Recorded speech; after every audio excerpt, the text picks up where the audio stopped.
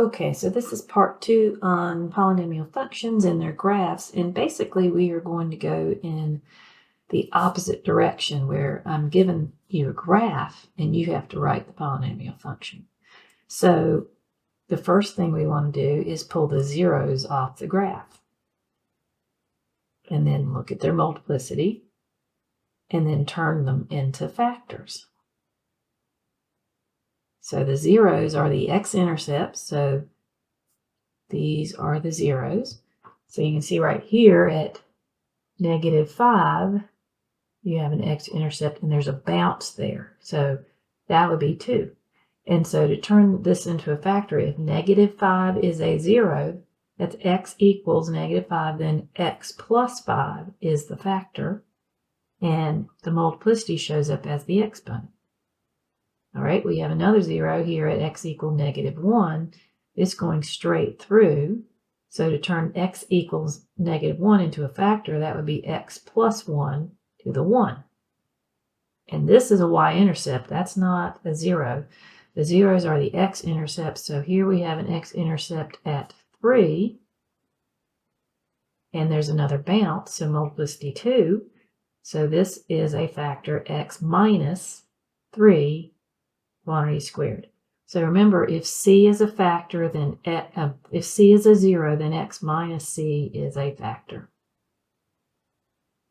If it's just a number, it's the opposite of what you see, because if c is -5 is the 0, then x minus a -5 is the factor. So that's why it's always going to be the opposite of what you see. So then you write the polynomial, but there's just one catch. So polynomial would be, I'm going to put this a here and explain, but I'm going to write the factors. X plus 5 quantity squared times x plus 1 times, these are factors, so multiplication, x minus 3 quantity squared. All right, so what about this a? This is the other step. So there are a ton of polynomials that would have these zeros with this behavior, but they might be vertically stretched, right? And so this a value has to be found. This a is the leading coefficient, and it's responsible for the vertical stretch. And so you have to find that a. So that's step 2. How do you find the a? Well, you need a point. And usually we'll give you a point. It doesn't have to be the y-intercept. It just has to be an ordered pair with an x and a y coordinate partner. Because what you're going to do, p of x is really just y.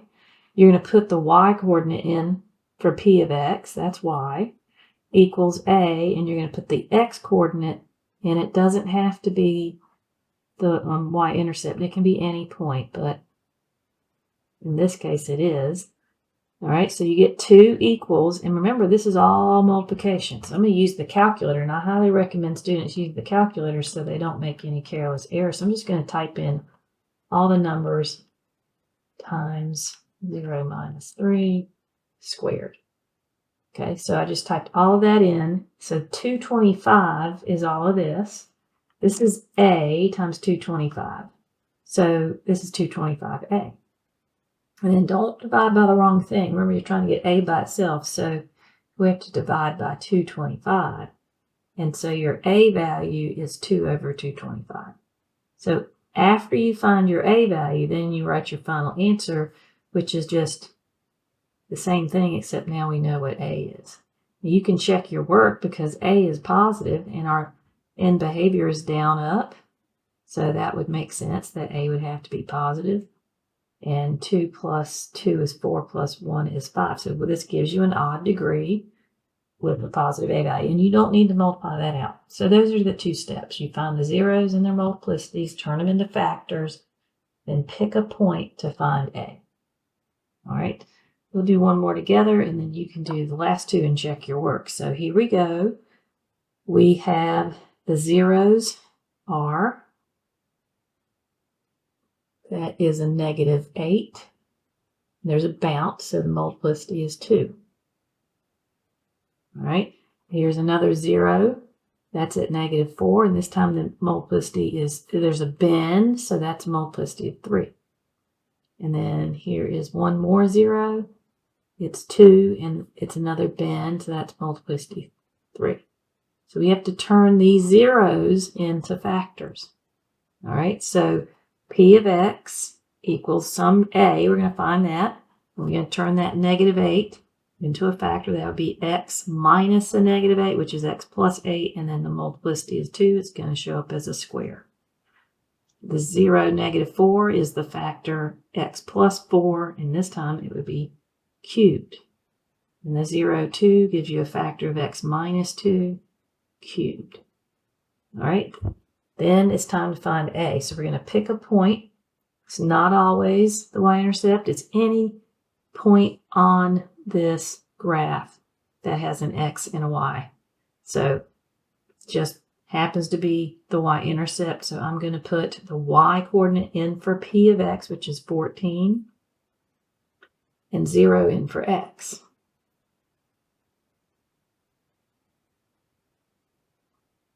So that's 14 equals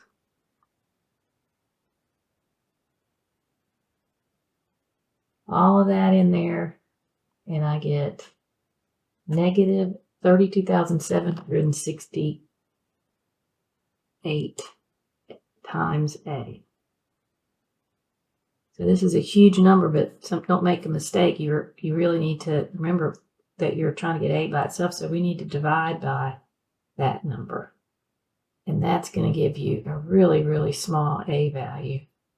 And I'd like to reduce it. I know it's even. I think if I try to reduce it in the calculator, it might not. So I'm going to do it just by hand. 14 divided by negative 2 is negative 7. And 32,768 divided by negative 2 is 16,384. So I just gave the negative to the numerator. All right, so we can check this answer. I wrote it up here. P of x equals that a value times those factors. I can add the degrees. 2 plus 3 is 5 plus 3 is 8. So that's an even degree, and that a value is negative. So it checks out. It's down, down. All right, try these two, and then come back and see if you did all right. Okay, hopefully you paused the video. How did you do? For the number 2 here, I got 2 parentheses x plus 3 cubed times x plus 1 times x minus 2 squared. I do want you to know I messed up right here. And here's how I found my error. I had x minus 1. So that gave me a negative 108. So when I divided, I got a negative a value. But I know the end behavior up, up means my a should be positive. So I didn't throw everything out. I knew it was a little mistake, so I found it right here. It should be x plus 1 because x minus a negative 1 is x plus 1. All right, the next one, finally, we have one just to show you that this point does not have to be the y-intercept. So my factors are x plus 2 squared, since there's a bounce, x minus 1 cubed, since there's a bend, x minus 3 to the 1, since that's straight through. And then my a value, I found it by putting 16 in for the output and 2 in for x. And when I put all that in the calculator, I got negative 16 times a divided by negative 16. A is negative 1. Should it be negative? Well, it's down, down. So that checks out. So P of x equals negative 1 times x plus 2 quantity squared times x minus 1 cubed times x 3.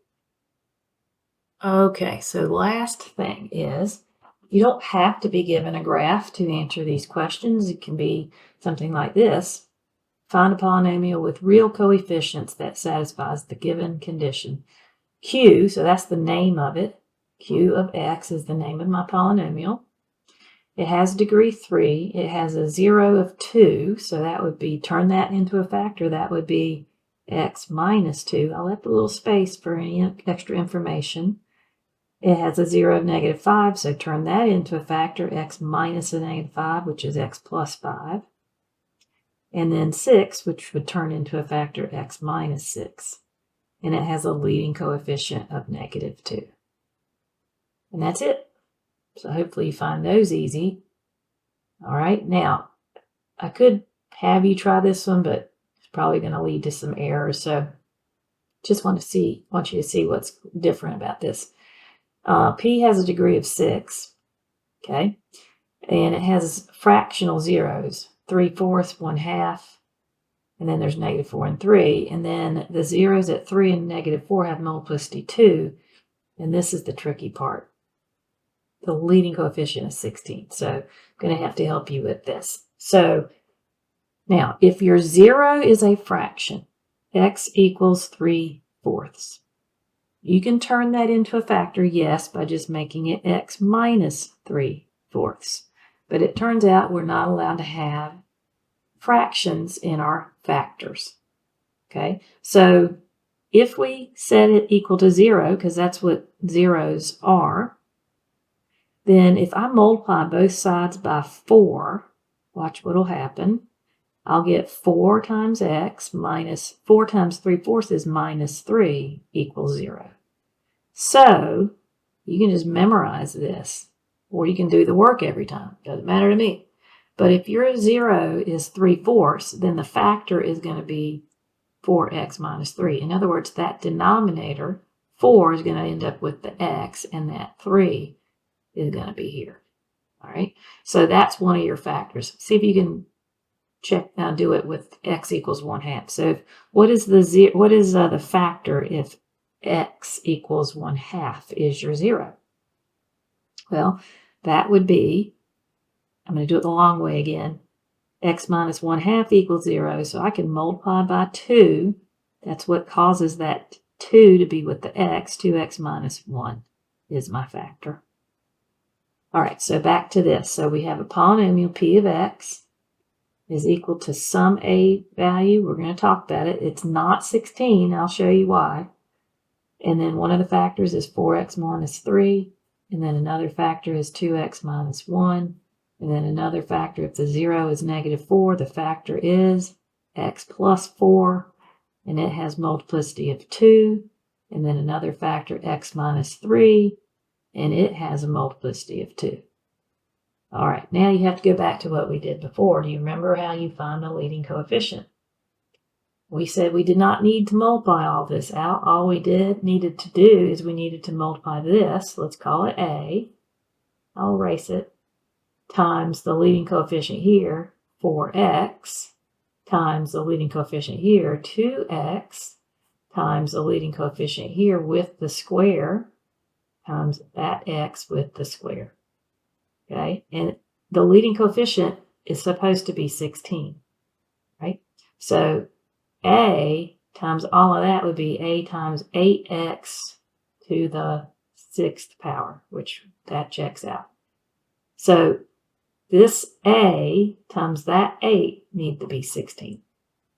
So what would A have to be? Right, so since you had some leading coefficients other than 1 here, this A isn't going to be 16. This A only needs to be 2 because you got to multiply it times the 4 times the 2. So that's the tricky one. All right, I think that's it. So what you can do is continue to practice. You've got these 4 and then 2 more, and then writing polynomials, given some information.